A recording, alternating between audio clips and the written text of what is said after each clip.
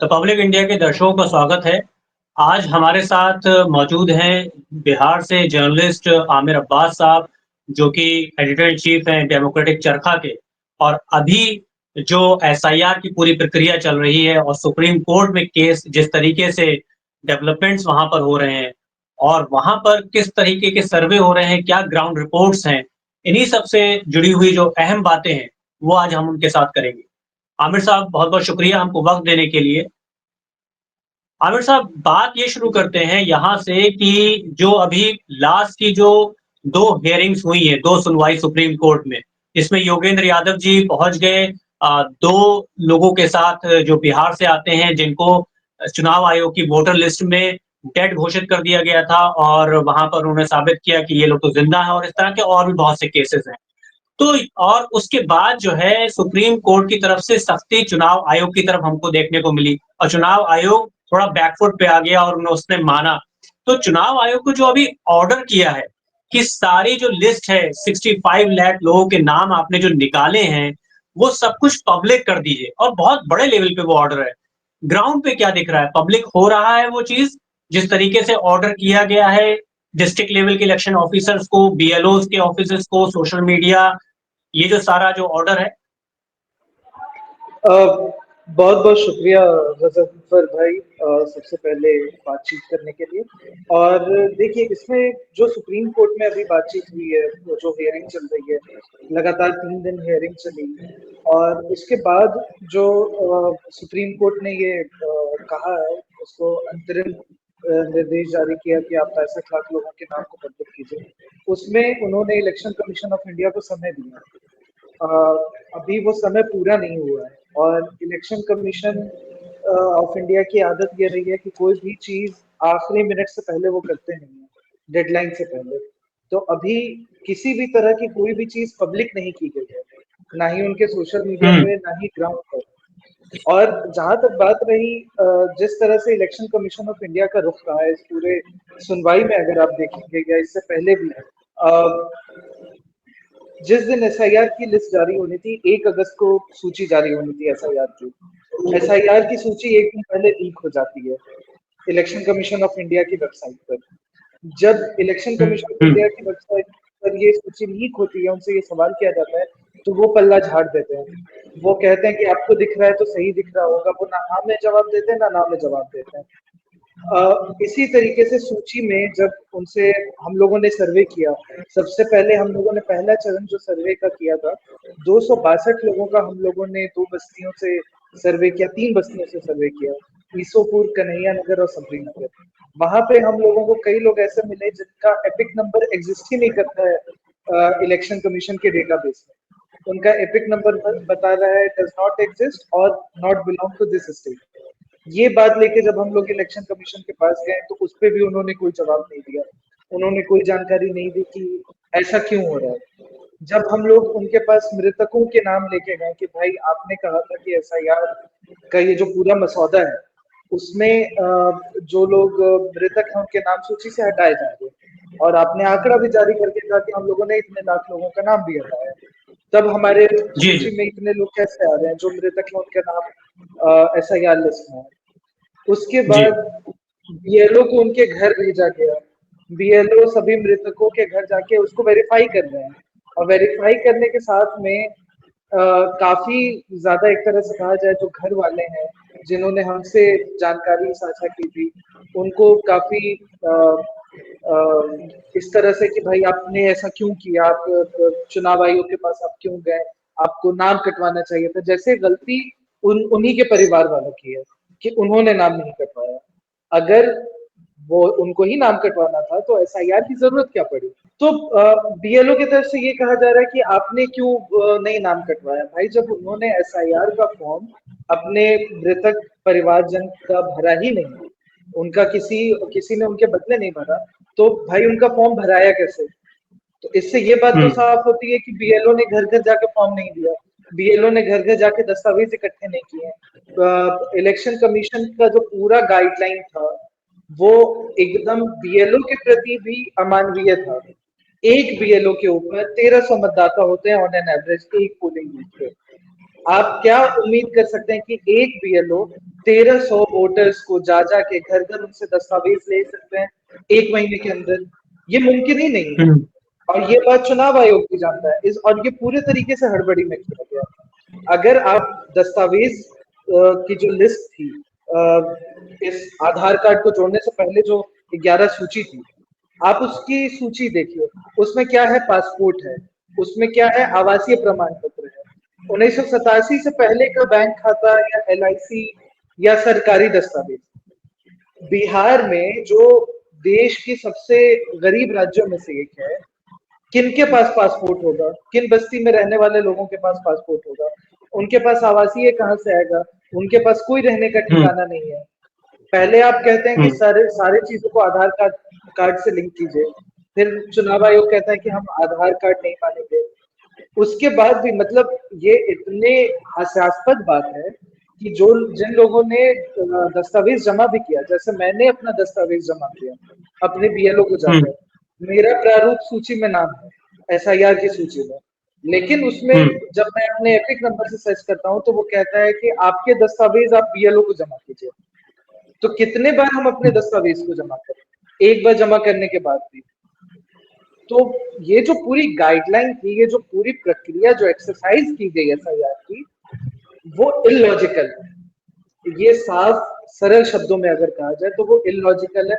इसका कोई सेंस नहीं था। जनवरी में आप सूची देते हैं, फाइनल ड्राफ्ट देते हैं, उसका नाम भी आप देते हैं कि फाइनल ड्राफ्ट है, जनवरी 2025 में। फिर ऐसा क्या अप्रैल मई जून में हो जाता है कि आपको जुलाई में एकदम तुरंत SIR की घोषणा करनी पड़ती है पूरे बिहार में। खास तौर से आप इस चीज को भी समझने की कोशिश कीजिए कि जो मार्जिनलाइज तबके हैं बिहार के, जो दलित तबके हैं, जो माइनॉरिटी के इलाके हैं, जो कोसी का इलाका है जहाँ पे हर साल बाढ़ आती है, वहां पे हर साल लोगों के घर बह जाते हैं, आप उनसे उम्मीद कर रहे हैं कि वो दस्तावेज दें? ये तो मतलब एक एक भद्दा मजाक बिहार के साथ किया जा रहा है, और ये इतिहास रहा है बिहार के साथ भद्दा मजाक का। आप इससे पहले का जब विधानसभा चुनाव देखेंगे 2020 में जो हुआ था, आपको ध्यान होगा वो कोविड लॉकडाउन के बीच में हुआ था। रैलियां की गई थी, प्रधानमंत्री आके मास्क लगा के रैली करते हैं, गृह मंत्री आके मास्क लगा के रैली करते हैं, और उस वक्त मजदूर हमारे बिहार में पैदल चल के आए, कितने मजदूरों की मौत हुई, लेकिन उसमें बिहार में चुनाव करवाया गया विधानसभा का। लगातार चुनाव आयोग और केंद्र सरकार मिलके बिहार के साथ भद्दा मजाक कर रही है। यहाँ पर एक सवाल बनता है, अभी आपने बताया भी कि वहां पर कोई कंप्लायंस नहीं हो रहा है, सुप्रीम कोर्ट के ऑर्डर का इलेक्शन कमीशन कोई कंप्लायंस नहीं कर रहा है, ये कहीं देखने में नहीं आ रहा है। तो ऐसे में जैसे कि जब उस वक्त FIR हुई थी अजीत अंजुम साहब के खिलाफ रिपोर्टिंग के संदर्भ में, जब बिहार का SIR शुरू हुआ था, तो ग्राउंड पे न्यूज रिपोर्ट्स आ रही है, मतलब कितना मुश्किल है ये सब चीजें रिपोर्ट करना, वहां पे क्या रिपोर्टिंग हो रही है इसकी? देखिए, रिपोर्टिंग दो तरीके से की जा सकती है ग्राउंड पे। या तो जो PRO हैं या जो भी कंसर्न ऑफिशियल हैं इलेक्शन कमीशन के, वो पत्रकारों के सवाल का जवाब दें। अगर पत्रकारों के सवाल का जवाब कंसर्न ऑफिशियल नहीं देंगे, या CEO साहब जो चुनाव आयोग के वो नहीं देंगे, तो पत्रकारों के पास क्या फिर रास्ता बचता है? फिर तो वही रास्ता बचता है कि भाई हमें BLO से बात करनी पड़ेगी एट एनी कॉस्ट। अगर हम लोग नहीं उनसे बात करेंगे तब भी ये आरोप लगाया जाएगा कि आप एक तरफा खबरें चला रहे हैं। और अगर कोई पत्रकार BLO से बात करता है तो उनके ऊपर FIR दर्ज होती है। तो ये तो सीधा सीधी ये अजीत अंजुम जी पर जो FIR दर्ज किया गया था, वो ये दिखाने के लिए था कि जो लोग भी ग्राउंड से खबर कर रहे हैं, जो SIR के पक्ष में नहीं है, उनके ऊपर हम कार्रवाई कर सकते हैं और हम कार्रवाई करेंगे। कई मीडिया चैनल ऐसे हैं जिन्होंने SIR के पक्ष में खूब खबरें की हैं, जिन्होंने SIR के पक्ष में अपने अखबारों में खूब लिखा है। उनके ऊपर बिल्कुल बिल्कुल, और ये सभी प्रतिष्ठित मीडिया संस्थान है जिनकी पहुंच बहुत ज्यादा है, लोगों तक है। लेकिन वो लोगों की जो परेशानी हो रही है वो उनको नहीं रख रहे हैं। वीडियो रिपोर्ट्स इस तरीके से बनाई गई कि एक व्यक्ति 11 के 11 दस्तावेज लेके जा रहा है कि भाई आपको कौन सा चाहिए। किसी एक व्यक्ति के पास अगर 11 के 11 दस्तावेज है, इसका मतलब ये नहीं है कि बिहार के सभी आबादी के पास, सभी वोटर्स के पास 11 बिल्कुल बिल्कुल। के दस्तावेज होंगे। मुझे मैं अपना केस अगर बताऊं, मेरे पिता का देहांत हो गया था जब मेरी उम्र 3 साल की थी। मैं उनके मैट्रिक का सर्टिफिकेट कहाँ से दे सकता हूँ? अगर मेरी माँ पढ़ी लिखी नहीं है, मैंने अपनी माँ के मैट्रिक का सर्टिफिकेट किसी तरह खोजा, किसी तरह निकलवाया, वो जमा किया। लेकिन अगर मेरी माँ पढ़ी लिखी नहीं होती, जो बिहार में अमूमन होता है, तो मैं अपने माँ बाप का कहाँ से कोई दस्तावेज दे पाता? मैं नहीं दे पाता। तो इसका क्या मतलब मैं भारतीय नागरिक नहीं हूँ? मेरा बिहार में जन्म नहीं हुआ है? हम्म। तो बिल्कुल। इसमें और जो लोग भी, जो पत्रकार भी इन सवालों को रख रहे हैं, जो पत्रकार भी ये बता रहे हैं कि इस तरह की दिक्कतें आ रही हैं, उन्हें अजीत अंजुम जी का केस सिर्फ एक है। ग्राउंड पे बहुत तरीके से पत्रकारों को हरास किया गया है, उन्हें समय पे जवाब नहीं दिया गया है। हम लोगों ने कई बार, मतलब इलेक्शन कमीशन हम लोग 5-6 बार गए, और हम लोगों ने जानने की कोशिश की कि एसआईआर के ऊपर क्या पक्ष है चुनाव आयोग का। वो कोई बातचीत करने के लिए तैयार नहीं है, किसी तरीके का ऑन रिकॉर्ड बयान नहीं दे रहे। ऑफ द रिकॉर्ड बहुत सारी बात बताते हैं, बहुत बात करते हैं, लेकिन ऑन कैमरा, ऑन रिकॉर्ड वो कुछ नहीं कह रहे हैं। लोगों की जो परेशानी आ रही है वो लेकर हम लोग चुनाव आयोग के पास जा रहे हैं, तो उस पर वो कोई कार्रवाई नहीं कर रहे हैं, वो उस पर कुछ कदम नहीं उठा रहे हैं। तो ये तो मतलब पत्रकार अपना काम कैसे कर पाएंगे इसमें?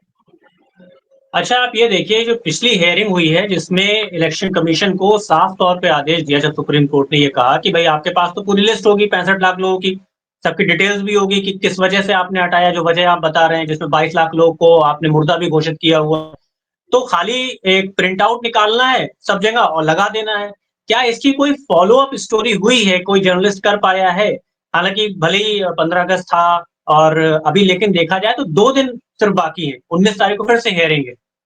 तो ऐसे में तो चुनाव आयोग के पास कोई जवाब नहीं होगा कि भाई वो नहीं लगा पाए। देखिए, चुनाव आयोग के साथ सबसे अच्छी चीज क्या हुई? 15 अगस्त की छुट्टी हो गई, आज जन्माष्टमी की छुट्टी है, फिर रविवार की छुट्टी है।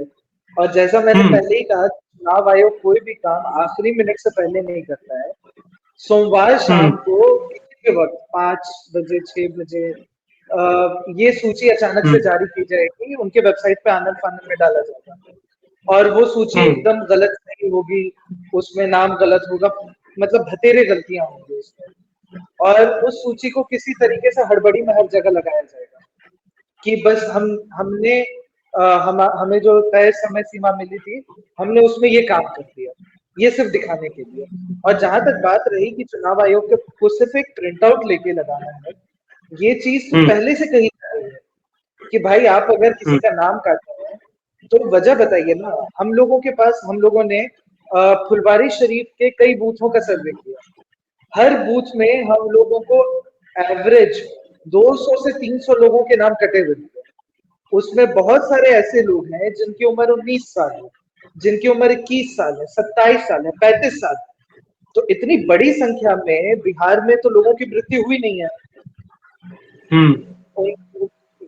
या इतनी बड़ी संख्या में वो लोग परमानेंटली रिलोकेट तो नहीं कर गए हैं बिहार से बाहर। और अगर उनका डुप्लीकेसी का भी मामला है, तो ये भी चुनाव आयोग की ही एक सबसे बड़े खामी है कि दो दो एपिक नंबर हम्म। एक व्यक्ति का कैसे जारी हो सकता है। तो जब चुनाव आयोग से हमारी पहले भी मांग रही है कि आप ये बताइए कि इन लोगों का जो नाम कटा है किस बिना पे कटा है, तो वो उन्हें बताना नहीं चाह रहे हैं, वो वजह नहीं बताना चाह रहे हैं। क्योंकि अगर वो वजह हम्म। बताएंगे तो उसको वेरीफाई करना आसान होगा। अगर वो हम्म। बताएंगे कि फलाना व्यक्ति जिसकी उम्र 19 साल है, इसका हमने मृतक घोषित करके नाम काटा है, तो उनके बारे में हम्म। पता किया जा सकता है कि भाई ये व्यक्ति जिंदा है कि नहीं। या वो व्यक्ति खुद आके बता सकता है कि मैं जिंदा हूँ, मैं रिलोकेट मैंने नहीं किया, मेरे पास एक ही एपिक आईडी थी। तो इससे पूरी एसआईआर की जो पूरी प्रक्रिया, जो नाक का सवाल चुनाव आयोग ने बना दिया है, वो पूरी उनकी मिट्टी पलीद होनी है। इस वजह से वो सूची जारी नहीं करना चाहते हैं किसी भी हालत में। और इस वजह से वो इस चीज को भी अभी टाल रहे हैं सुप्रीम कोर्ट के आदेश के बावजूद। वो चाहते तो उसी दिन ये वो तो सूची को पब्लिक कर सकते थे। ये तो साफ दिखाई दे रहा है कि जिस तेजी में प्रक्रिया हो रही है, क्योंकि 1 सितंबर के बाद 25 सितंबर को लास्ट और फाइनल हो जाएगी, तो जितना ज्यादा वक्त गुजर जाए उतना अच्छा है। चुनाव आयोग के लिए अपनी गर्दन बचाना है।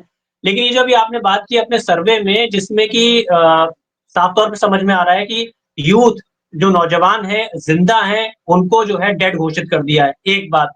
दूसरी, अभी रिपोर्टर्स कलेक्टिव की रिपोर्ट आई है और उनका इन्वेस्टिगेशन लगातार जारी भी है, आपने देखा भी होगा, जिसमें उन्होंने कॉमन वोटर्स दिखाए हजारों, और सिर्फ एक वाल्मीकि नगर की कॉन्स्टिट्यूएंसी पे उनका सर्वे है अभी, जो अभी आगे बढ़ रहा होगा। और उन्होंने दिखाया कि वो यूपी में भी है वोटर अलग अलग जगह पर, और वहां पर भी है। तो ये किस तरह का फर्जीवाड़ा है? देखिए, आप जो फर्जीवाड़े की बात कह रहे हैं, फुलवारी में जब हम लोगों ने सर्वे किया, रिपोर्टर्स कलेक्टिव ने दूसरे विधानसभा में इसका सर्वे किया, हम लोगों को भी डुप्लीकेसी मिली कि एक व्यक्ति क्या सेम पिता का नाम, सेम उम्र, और एक ही विधानसभा में उनके 2-3 एपिक नंबर है, और वो एसआईआर की सूची में है। आप ये कैसे आप सोच सकते हैं कि एक और जो सबसे बड़ा फर्जीवाड़ा है, 819 मकान का हम लोगों ने सर्वे किया, जिसमें 85 मकान संख्या तो ऐसी थी जिसको आप पूरी जिंदगी में कभी नहीं खोज सकते हैं। उसमें निर्वाचक मतदाता का नाम लिखा हुआ है और उनका एड्रेस लिखा हुआ है वार्ड नंबर 26। अब एक वार्ड में कम से कम, अगर वो छोटा वार्ड भी है, 2 से 3 हजार लोग हैं, कई मकान है। कौन कैसे खोज सकता है कि 2-3 हजार लोगों में अच्छा ये निर्वाचक, ये मतदाता कौन सा है जिसका नाम है इस सूची में नाम कटा है? इस तरह के मकान संख्या शून्य है, 000 है, डबल शून्य है। अब ये सब मकान कुछ संख्या शून्य है। शून्य कैसे हो सकता है? सब कुछ शून्य है। मेरा जो मकान संख्या है उसमें 20 लोग और रहते हैं जिसकी जानकारी मुझे ही नहीं है। और मतलब इलेक्शन कमीशन ने सांप्रदायिक सद्भाव का जो एक उदाहरण एसआईआर की सूची में दिया है, हिंदू, मुस्लिम, दलित, ब्राह्मण, राजपूत सभी एक ही मकान में रह रहे हैं। तो ऐसे हिंदुस्तान की तो कल्पना थी, लेकिन वोटर लिस्ट में ऐसे हिंदुस्तान की तस्वीर सामने आएगी, ये कभी नहीं हम लोगों ने सोचा था। देखिए, वो तो बीजेपी का भी नारा है ना कि सबका साथ सबका विकास, तो वो सबको साथ लेके चल रहे हैं। हाँ, लेकिन इसमें देखिए, इसको साथ लेकर चलने में एक मजेदार चीज ये भी है कि जब आप वहां पे जाएंगे उनके बारे में पता करने के लिए, जैसे हम लोगों ने कुछ मकान संख्या को आइडेंटिफाई करने की कोशिश की, तो जब हम लोग उस मकान संख्या पे गए तो हम लोगों ने बताया कि आपके मकान संख्या पे इतने इतने रजिस्टर्ड वोटर्स हैं, ये क्या आपके साथ रहते हैं या आपके पड़ोसी हैं या आपके परिचित हैं? तो वो कह रहे हैं कि ये हमारे मोहल्ले में ही नहीं रहते हैं, हम लोगों ने नाम नहीं सुना। किसी किसी माइनॉरिटी डोमिनेटेड एरिया में जहाँ पे सिर्फ एक अल्पसंख्यक समुदाय की आबादी है, वहां पे एक मकान संख्या में 20 बहुसंख्यक समुदाय के लोग हैं। जो बहुसंख्यक समुदाय की आबादी है, जहाँ पे सिर्फ बहुसंख्यक समुदाय के लोग रहते हैं, वहां पे 5 माइनॉरिटी के लोगों का नाम वहां पर है। तो ये तो मतलब एक बहुत बड़ा मजाक कह लिया जाए, त्रुटि कह लिया जाए। और जिस तरह से सुप्रीम कोर्ट में चुनाव आयोग के वकील ने कहा कि कुछ गलतियां होंगी, और ये बिल्कुल ये माना जा सकता है कि सरकारी कार्य में 1 से 2% की गलती होती है, ह्यूमन एरर होता है ना, ह्यूमन एरर हो सकता है। लेकिन ह्यूमन एरर आप देखिए कि आप किस एक बड़े पैमाने पे कर रहे हैं। 7 करोड़ से अधिक वोटर्स हैं बिहार में, जो जनवरी का फाइनल रोल आया था। 7 करोड़ से अधिक वोटर्स का अगर 2% भी एरर रहेगा, तो आप समझिए कि कितने बड़े पैमाने पे गलती हो सकती है। और आप उन पे क्या कार्रवाई करने जा रहे हैं? आप उनका स्थल निरीक्षण करने की बात कर रहे हैं। चुनाव आयोग का अगर आप विज्ञापन देखेंगे तो उसमें 10 पॉइंट उन्होंने लिखा है। उसमें एक पॉइंट ये भी है, 10वां पॉइंट ये है कि बिना किसी स्टैंडिंग ऑर्डर के किसी का नाम नहीं काटा जाएगा। और वो स्टैंडिंग ऑर्डर क्या है? उनके मकान संख्या पर सूचना भेजी जाएगी बाई पोस्ट। अब मकान संख्या पे सूचना आप कैसे भेज सकते हैं जब उनकी मकान संख्या आपके एसआईआर सूची में वार्ड नंबर 26 है? आपके आपकी मकान संख्या एसआईआर की सूची में वाइफ ऑफ मोहम्मद हफीज है। तो आप कैसे उनके मकान संख्या पे पत्र भेज सकते हैं? तो आप उनके मकान संख्या पे पत्र भेजेंगे, फिर आप ये कहेंगे कि हमने पत्र भेजा लेकिन ये व्यक्ति यहाँ पर नहीं आया, सुनवाई के दौरान नहीं उपस्थित है। इस वजह से भाई हमने अपना काम किया, अब हम इनका नाम काट रहे हैं। वो तो दिखाएंगे कि हमने अपनी प्रक्रिया की, हमने ऑर्डर भेजा, हमने पत्र भेजा, और वो सामने वाले व्यक्ति जो है वो हाजिर नहीं हुए तो हम उनका नाम काट रहे हैं। बाय लॉ ये चीज होगी, लेकिन आप समझिए कि ये चीज कितनी अमानवीय है कि आपने पहले उनका मकान संख्या आपने उनकी गलत लिखी, आपको उनकी मकान संख्या नहीं पता है, आप गलत मकान संख्या पे पत्र भेजेंगे या जाके स्थल निरीक्षण करेंगे, आपको वो मिलेंगे नहीं, और वो नहीं मिलेंगे, वो व्यक्ति कहेंगे कि ये यहाँ पे नहीं रहता, आप उनका नाम काट देंगे। तो ये देखिए, एसआईआर की जो सूची जारी हुई है वो तो सिर्फ एक दिखाने की बात है। हाथी के दांत दिखाने के और होते हैं, खाने के कुछ और होते हैं। तो जो खाने वाले दांत है वो सूची जारी होनी है 30 सितंबर को, जो फाइनल रोल होगा एसआईआर का। उसमें एक अगर ठीक से चुनाव आयोग काम नहीं करता है, बीएलओ के पास सही समय पे दस्तावेज नहीं जाते, वो सही समय पे अपलोड नहीं करते हैं, तो एक बड़े स्तर पे लोगों का नाम काटा जाएगा। और देखिए, एक इसमें चीज ये भी है कि सिर्फ बड़े स्तर पे लोगों का नाम ना सिर्फ काटा जा रहा है, बल्कि बड़े स्तर पे लोगों का नाम जोड़ा भी जा रहा है। और मैं उसी ये जी, फॉर्म 6 भरवाया जा रहा है। जैसे मान लीजिए हम लोगों को कई लोग ऐसे मिले जो जिंदा हैं, जो पिछले 40 साल से वोट डाल रहे हैं, जो उसी जगह पे रह रहे हैं, और जिनके पास दूसरा कोई एपिक कार्ड नहीं है, एपिक नंबर नहीं है, उनका नाम सूची से काट दिया है। ठीक है, उनको कहा जा रहा है कि आप फॉर्म 6 भरिए। तो इस तरह से कई सारे फॉर्म 6 भराए जा रहे हैं। हर दिन इलेक्शन कमीशन अपनी प्रेस रिलीज जारी करके बता रहा है कि आज इतने फॉर्म 6 भरे हैं। वो फॉर्म 6 के लोग कौन, क्या वो इस राज्य के हैं, क्या वो यहाँ के निवासी हैं, क्या वो वैलिड वोटर्स हैं, इसकी जांच कैसे होगी?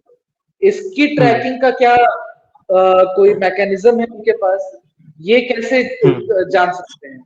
जो महाराष्ट्र में हुआ वो बिहार में नहीं होगा, इसकी क्या पुष्टि है कि ये बिहार में नहीं हो सकता है?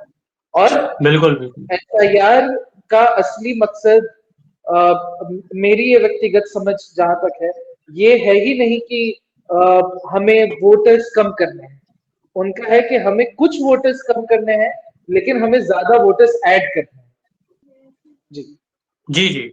ये आपने बिल्कुल सही कहा, और ये सामने आया भी है अभी मीडिया रिपोर्ट में कि जो इलेक्शन कमीशन तो रोज कह रहा है कि इतने हजार फॉर्म्स आ गए, इतने हजार नए फॉर्म्स आ गए। अब उसमें ये नहीं पता है कि कितने करेक्शन के लिए आ रहे हैं जिनके नाम गायब है, या कितने जो है वो फ्रेश वोटर्स हैं, और इनमें से कितने ऐसे हैं जिनका डोमिसाइल बिहार का ही है। तो ये पूरी एक डिस्क्रिपेंसी से अपने आप में एक जो है अनवेरिफाइड चीज है, जिसके ऊपर इलेक्शन कमीशन ने अभी तक कुछ बात नहीं रखी है। और इसमें दूसरी चीज ये है कि जो एडिशन वाली आपने बात कही, इसमें थोड़ी सी पॉलिटिक्स पे भी चर्चा कर लें। बिहार की पॉलिटिक्स पे भी आपकी नजर होगी बतौर पत्रकार। कल प्रधानमंत्री साहब ने भी बोल दिया कि घुसपैठिया वाली पॉलिटिक्स वाला जो नैरेटिव है वो आगे बढ़ा दिया गया आजादी की स्पीच में, इंडिपेंडेंस डे में, कि घुसपैठिए हैं जो यहाँ पर सब चीजें हो रही हैं। और ये नैरेटिव आप देखिए, पिछले 1 महीने में जब से एसआईआर पर बीजेपी घिरी हुई है मोदी सरकार, तब से ये बीजेपी के तमाम नेता ये बात कह रहे हैं, घुसपैठिए वाली बात हो रही है। बंगाली स्पीकिंग की भी पहले बात हुई, उसके बाद घुसपैठिए, और फिर ये बिहार के रेफरेंस में भी अब ये बात आ रही है। तो ऐसी क्या मजबूरी है कि बीजेपी को ये घुसपैठिया वाला जो थ्योरी है ये लानी पड़ी? क्या बिहार के लोगों को अब जो है बिहार के लोग क्या बीजेपी को वोट नहीं करेंगे? नीतीश कुमार का करियर तो पहले ही खत्म हो गया। क्या बीजेपी को ये पता है कि अब वोट नहीं होगा उनके लिए, इसलिए ऐड करना है? देखिए, बिहार में अगर आप देखेंगे या पहले अगर इसके पॉलिटिकल नैरेटिव को समझें, तो हर हमेशा देखिए जब भी प्रतिरोध की आवाज उठी है सत्ता दल के खिलाफ, तो प्रतिरोध की आवाज को उन्होंने घुसपैठिया विदेशी ही कहा है। चाहे वो एंटी सीए एनआरसी प्रोटेस्ट हो, चाहे वो किसान आंदोलन हो। एंटी सीए एनआरसी प्रोटेस्ट में कपड़ों से पहचानने की बात हो रही थी। किसान आंदोलन को खालिस्तानी कहा गया। उसके बाद जितने भी आंदोलन हुए हैं लगातार, उसमें आंदोलन जीवी कभी कुछ अलग अलग शब्दावली का इस्तेमाल किया गया। बिहार में लगातार ये अभी की चीज नहीं है, पिछले 6-7 सालों से बीजेपी यहाँ पे नैरेटिव बनाने की कोशिश कर रही है कि बिहार में घुसपैठिए हैं, और उनका लगातार बयान रहा है। गिरिराज सिंह जो मंत्री भी हैं, जो सांसद हैं बेगूसराय से, वो लगातार इस तरह के बयान देते रहे हैं कि सीमांचल के इलाके में घुसपैठिए हैं, हम उनको भगाएंगे, है ना। वो लगातार बोल रहे हैं। गृह मंत्री बिहार आते हैं अभी, वो कहते हैं कि जो भारत का नागरिक है उसे नहीं है, उसे हम वोट नहीं देने देंगे। आप कुछ दिन पहले एसआईआर की जब प्रक्रिया चल रही थी, तो सूत्रों के हवाले से हर दिन अखबार में खबर आ रही थी कि आज इतने विदेशी मिले, इतने नेपाली वोटर आईडी कार्ड मिले, इतने बांग्लादेशी मिले जिनके पास वोटर आईडी कार्ड है। जब आंकड़े जारी हुए तब तो चुनाव आयोग इस पे कुछ नहीं कह रहा है। उन्होंने कोई ऐसी सूची नहीं दी कि कितने बांग्लादेशी लोग पकड़ाए और कितने नेपाली लोग पकड़ाए जो अवैध रूप से यहाँ पे रह रहे थे। और अगर बिहार में बांग्लादेशी है, अगर बिहार में नेपाली है या किसी भी दूसरे देश के हैं जो अवैध रूप से प्रवास कर रहे हैं, तो भाई ये गृह मंत्रालय का एक सबसे बड़ा फेलियर है। ये गृह मंत्रालय का फेलियर है, ना कि यहाँ के लोगों का ये फेलियर है कि आप उनको एसआईआर की प्रक्रिया में झोंक रहे हैं। और जिस तरह से नीतीश कुमार चुप्पी साधे हुए हैं, नीतीश कुमार लगातार मुख्यमंत्री बने रहे, उसकी एक सबसे बड़ी वजह रही कि वो जेपी आंदोलन से निकले हुए चेहरे हैं, जिनकी इमेज जो है बिहार में आज भी एक समाजवादी नेता की है। नीतीश कुमार ने अपने एरा में, अपने जो उनका पूरा टेन्योर रहा है, उन्होंने सांप्रदायिकता को बहुत हद तक कंट्रोल किया। भले वो बीजेपी के साथ रहे या नहीं रहे, जब भी वो, लेकिन जब तक मुख्यमंत्री रहे हैं अभी से पहले, तब तक उन्होंने सांप्रदायिकता को बहुत कंट्रोल किया है। लेकिन जिस तरह से नीतीश कुमार की स्थिति अभी बिहार में कमजोर हुई है, खासतौर से गठबंधन में, तब से बिहार में सांप्रदायिकता का स्तर देखिए बहुत ज्यादा बढ़ा है। पिछले 2 सालों से अलग अलग त्योहारों में, अलग अलग जुलूसों में सांप्रदायिक घटनाओं की रिपोर्टिंग हुई है बिहार में, जिसके ऊपर कोई कार्रवाई नहीं की गई है। यहाँ तक कि चुनाव में या चुनाव से इतर भी हेट स्पीच के लगातार मामले आए हैं, जो अलग अलग सांसदों विधायकों ने दिए हैं। उन लोगों के ऊपर भी कोई कार्रवाई नहीं हुई है। नीतीश कुमार की स्थिति बहुत कमजोर हुई है, और नीतीश कुमार जब जब बीजेपी में गए हैं, तब तब खास तौर से एक समुदाय के प्रति उन्होंने चुप्पी साधी है, और उसका खामियाजा उन्हें भुगतना पड़ा है चुनाव में। अब सबसे बड़ी चीज यह है कि बीजेपी ये चीज जानती है कि बिहार के जो वोटर्स हैं वो देश भर के वोटर्स से अलग है। बिहार के लोगों का मुद्दा आज भी रोजगार का है। बिहार में सांप्रदायिकता कभी मुद्दा नहीं बन सकता है। इस वजह से 2019 के चुनाव में जो क्लीन स्वीप एनडीए ने किया था, 2024 में वो नहीं हो पाया। वो सांप्रदायिकता का मुद्दा बिहार में नहीं चलेगा। सांप्रदायिकता का मुद्दा बिहार में नहीं चलेगा। इसकी एक सबसे बड़ी वजह है जो बिहार का पूरा सामाजिक ताना बाना है। अगर आप पटना कभी आएंगे तो आप देखेंगे कि इस तरह का पटना की बसावट नहीं रही है कि एक तरफ सारे हिंदू रह रहे हो, एक तरफ सारे मुसलमान रह रहे हो, एक तरफ सिख रह रहे हो। एक टोला अगर मुसलमानों का है, उसके बगल का टोला हिंदुओं का है, उसके पीछे कुछ ईसाई बसे हैं, कुछ सिख समुदाय के लोग बसे हैं। वो एक मल्टीकल्चरल सोसाइटी का पूरा मल्टीकल्चरल सोसाइटी है बिहार की। यहाँ पे सांप्रदायिकता नहीं चल सकती। और बीजेपी और एनडीए के सभी दल इस बात को जानते हैं। ये पूरी प्रक्रिया इसी बौखलाहट का सबूत है। जी, ये बौखलाहट तो दिखाई दे रही है क्योंकि चुनाव आयोग तो थोड़ा फँस गया है, तो अब ये नई थ्योरी चल रही है। मैं आखिरी सवाल के ऊपर आ रहा हूँ कि नीतीश कुमार का करियर खत्म है, भले ही वो खामोश हैं, हो सकता है कि वो सोच रहे हों कि थोड़ा बहुत उनको सीटें मिल जाएँ। लेकिन बीजेपी के लिए एक बहुत बड़ा चैलेंज है क्योंकि पहले भी कभी वो फुल मेजॉरिटी में अलोन इटसेल्फ वो कभी नहीं आ पाए और अभी ये घुसपैठिया थ्योरी। ऐसे में जो 2 मेन पॉइंट हैं, एक तो ये है कि बिहार के बहुत बड़ी तादाद में जो लोग हैं, उनकी राइट टू वोट, एक तो वो मसला है। दूसरा उनकी कहीं न कहीं सिटीज़नशिप के ऊपर भी सवाल या कहीं न कहीं आशंका जताई जा रही है। और कल से जो राहुल गांधी की जो यात्रा शुरू हो रही है, वोटर अधिकार यात्रा, क्योंकि राहुल गांधी एक बहुत बड़े फेस के तौर पे इस टाइम जो है उभर रहे हैं। और जब से ये एक्सपोज़ हुआ है, एलिगेशन लगे हैं चुनाव आयोग के ऊपर, तो उसके बाद से विपक्ष भी काफ़ी यूनिटी भी दिखाई दे रही है।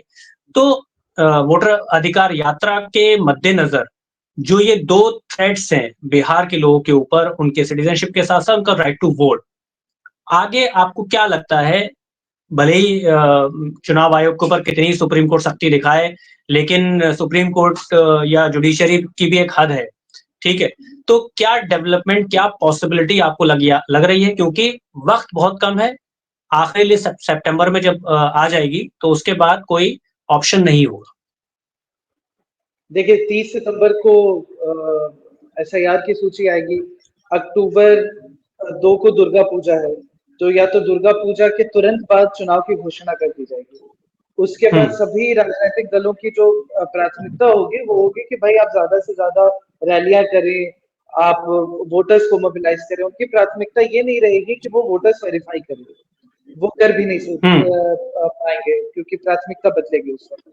और आपने जो कहा कि एक सिटीजनशिप पे खतरा है, एसआईआर मिनी एनआरसी है, ये एकदम सीधे स्पष्ट बात है कि अगर किसी के राइट टू वोट का हनन होता है, उससे वोटिंग राइट्स छीन लिया जाता है, तो इसका मतलब तो यही है कि वो उस नेशनैलिटी का नहीं है, हुँ, उसकी नेशनैलिटी को डीम कर दिया जाएगा, हुँ, उसको हटा दिया जाएगा। अब ऐसे में ये भी देखना होगा कि जो पासपोर्ट, जो एक सिटीजनशिप का प्रमाण है, क्या ऐसे लोगों के पास जिनके पास पासपोर्ट है वो भी एक चीज खत्म कर दी जाएगी? वो लोग जो हुँ, विदेश में रह रहे हैं, जो बिहारी हैं, बहुत सारे बिहारी मजदूर गल्फ कंट्रीज में कमाने खाने के लिए जाते हैं, अगर हुँ, उनके नाम काट दिए जाएंगे तो क्या उनके पासपोर्ट वैलिड रहेंगे? क्या उनका सिटीजनशिप बचा रहेगा? और जहां तक बात है राहुल गांधी की, यकीनन अभी इंडिया गठबंधन बिहार में बहुत ज्यादा एक्टिव है, क्योंकि जब से उन्होंने राहुल गांधी ने प्रेस कॉन्फ्रेंस की है, विपक्ष एकजुट नजर आ रहा है। तेजस्वी यादव लगातार सवाल कर रहे हैं, तो उल्टे इलेक्शन कमीशन ने उन्हीं के ऊपर सवाल कर दिया कि आपके पास 2 एपिक नंबर क्यों है? अरे जब अगर तेजस्वी यादव के पास एपिक नंबर 2 है, तो बिहार के उप मुख्यमंत्री के पास भी 2 एपिक नंबर है, जो हुँ, बीजेपी के हैं, विजय सिन्हा। उस पर कोई चर्चा नहीं हो रही है, उस पर कोई बात नहीं हो रही है, उस पर कोई मीडिया ट्रायल नहीं हो रहा है। जी। तो अभी देखिए, सीधी सी बात है, विपक्ष कोशिश कर रहा है, विपक्ष का काम है कोशिश करना, लेकिन सरकारी तंत्र हर तरह से उस कोशिश को विफल करने में लगा है। और लोगों की वो लोगों का फेथ क्या राहुल गांधी की तरफ यहाँ पे अभी जो वोटर अधिकार यात्रा है, मोबिलाइजेशन, मास मोबिलाइजेशन की कुछ उम्मीद लग रही है? फाइनल देखिए, ये कमेंट। कहना थोड़ा, ये कहना थोड़ा मुश्किल है, क्योंकि कांग्रेस की स्थिति बहुत ज्यादा मजबूत बिहार में नहीं रही है। पिछले कुछ सालों में, मतलब ये 2014 के बाद की बात नहीं है, ये उससे पहले की भी बात है। कांग्रेस गठबंधन में ही सरकार में आई है आरजेडी के साथ, और ये थोड़ा मुश्किल है कि एक मास मोबिलाइजेशन राहुल गांधी के चेहरे पर किया जा सके बिहार में। इंडिया ब्लॉक के चेहरे हालांकि पर तो हो सकती है। हाँ बिल्कुल, उसमें अगर आरजेडी इस मास मोबिलाइजेशन को लीड करती है बिहार में, और आरजेडी इसका पूरा बीड़ा उठाती है कि हम इसको एक जन आंदोलन में तब्दील करेंगे, तब एक उम्मीद भी नजर आती है। नहीं तो कांग्रेस की स्थिति बहुत कमजोर है। बिहार में बहुत मजबूत नहीं है, क्योंकि उनके पास कैडर की कमी है, और कैडर आरजेडी के पास बहुत मजबूत कैडर है, तो वो आरजेडी ही एक जन आंदोलन में इसे तब्दील कर सकती है। शुक्रिया, आपने बहुत अच्छे इनसाइट्स हमको दिए। बिहार से जुड़ी हुई खबरें जो उस तरीके से नहीं आ पा रही हैं, जिस तरीके से आनी चाहिए। बहुत इम्पोर्टेंट पॉइंट्स कि इलेक्शन कमीशन के पास वक़्त कम है और लोगों के पास जो है एक डायलेमा की सिचुएशन है कि वो आगे क्या करें, अपना राइट टू वोट उनको बचाना है। लेकिन जिस तरीके से सुप्रीम कोर्ट ने थोड़ी सख्ती दिखाई है और आगे उम्मीद करते हैं कि सुप्रीम कोर्ट इसमें चुनाव आयोग से जो उन्होंने पिछला ऑर्डर दिया था, उसके बारे में आगे क्या हुआ उसके बारे में ज़रूर पूछेंगे। और जो इंडिया ब्लॉक है, जैसा कि आपका कहना है कि अगर इंडिया ब्लॉक साथ में कोशिश करता है तो इसमें वोटर मोबिलाइजेशन वहाँ पर देखने को मिल सकता है और बीजेपी का जो घुसपैठिया वाली थ्योरी है, कहीं न कहीं उसको धक्का लगेगा। हालाँकि वक़्त बताएगा कि आगे क्या होता है। बहुत-बहुत शुक्रिया आमिर साहब बहुत हमको शुक्रिया। वक़्त देने के लिए। शुक्रिया।